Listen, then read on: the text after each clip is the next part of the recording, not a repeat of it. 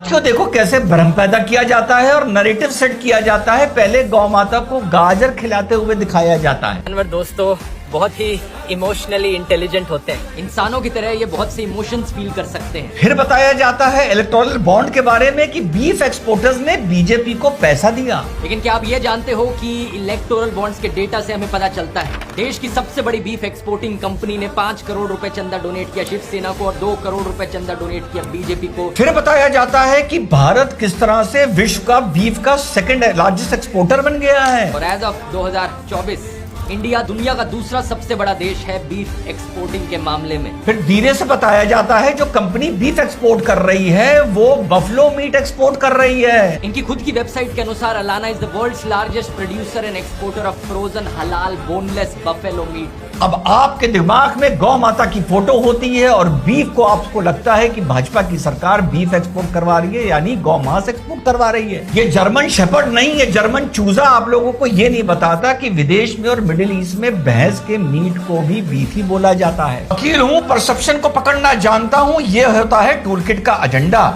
शुरू में गाजर खिलाते हुए गौ माता दिखाई गई, भैंस नहीं दिखाई गई, लेकिन बात भैंस की गई, लेकिन बार बार बीफ बोला गया।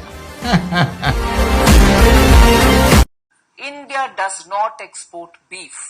If we understand beef as the meat which comes from the cow or the calf of the cow or the ox or the bull of a cow. The bull, calf or the cow we do not export. Protection of the bull, calf and the cow and the livestock related issues are managed by the states. We don't allow export of any of these. But however, in the West, there is an expression called kara beef, which is used for buffaloes. The buffaloes are permitted, we can export buffaloes.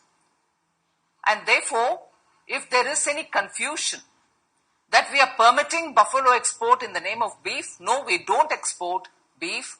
And any beef or any kara beef or buffalo which is exported from authorized slaughterhouses for which permission is given by EPEDA. Permission is never given by EPEDA for slaughterhouses which export beef or meat of the cow. So please be assured we do not permit, in fact it is completely prohibited to export meat of the cow which is otherwise referred to as beef.